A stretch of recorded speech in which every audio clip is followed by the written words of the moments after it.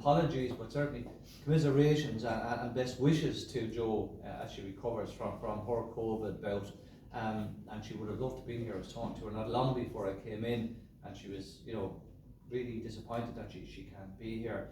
To Sean, who does excellent work, he's the administrative coordinator and generally do everything kind of a person with Waterford Disability Network. And really, since Sean has gotten involved, I think things have come on quite substantially from the early days. I've been involved, not on committee level, but for years with the Disability Network and even its predecessors. I think the network, and I could be wrong, but I think it was set up in about 2012. Yeah.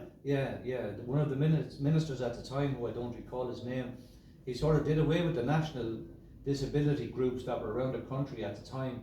It might have been something Disability Networks Ireland or something. Anyway, and these other networks were set up. So in 2012 till now, there's been building going on all the time.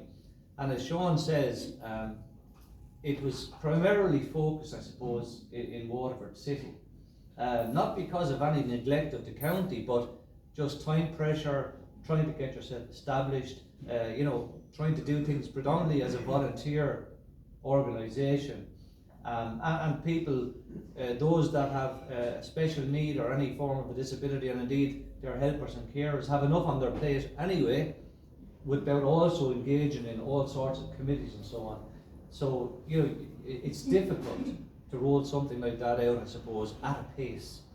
And so it's wonderful then today to come here, because it's now making a clear statement that the Dungarvan town and indeed the villages around the county are now becoming into focus, or as much focus as the city, with the issues of disability. And there are many and varied, as you all know far better than I do. As Sean said, he might know what goes on in around the city and perhaps Tramore, but not so much what happens in Unrhyne or Lismore or Tallow or wherever else. And it's important that people in those areas are equally represented as people anywhere else in the county. It can't be a case of where you happen to be born or where you happen to live. It's the same, I suppose, equality has to be provided to people of all abilities, no matter where they happen to live. And that's something that in this country, I suppose, I think we fall down on. It's possibly the same in many other countries too, but we live here, nowhere else, so we're interested in our home place. So I think it's really important that this move today and to hold this meeting here in Dungarvan is symbolic, as well as everything else, as having actual value. It's symbolic that there's a distinct move from the city to the county, and the value of it is going to start bringing, I think, in people who may have felt perhaps not as supported as they should be, or perhaps a bit isolated or whatever, into the tent, so to speak, rather than outside the tent.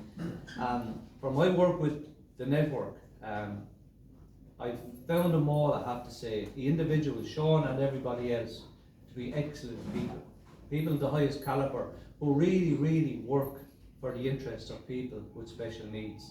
They put their whole heart and soul into it, and not just a couple of hours a day, often not maybe 24 hours, but during the waking day anyway, most of those hours are taken up on issues of disability, of barriers to disability, and all of the things, both physical. I mean, we've signed up for the Barcelona Declaration a long time ago, and progress has been made, but we're far from a fully inclusive society, even when it comes to physical barriers, never mind the services that wrap around all of that. But it's a journey, and it's a long journey, but it's one that we are undertaking, and we must continue to undertake. There can be no dispute or disagreement on that.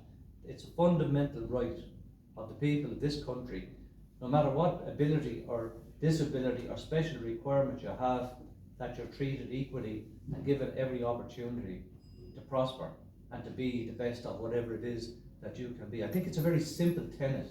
When you put it that way, it's very difficult for anybody to argue against it. And I'm going to finish up now, because you have far more important speakers than me to say, but I just want to finish on this. You will always have the argument, and I've heard it many a time when I went to go around my business as a councillor, indeed as mayor, that, well, it's all to do with money, and we haven't enough money, and, well, there's money needed for everything else. And that's true. There's not an unending supply of money for anything in this country. where it seems to me that a lot of projects, and I don't want to name different ones out, but there's a lot of initiatives that get millions and hundreds of millions.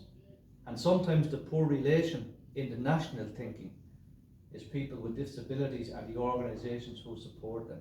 And to me, that's fundamentally flawed, and I believe it's wrong.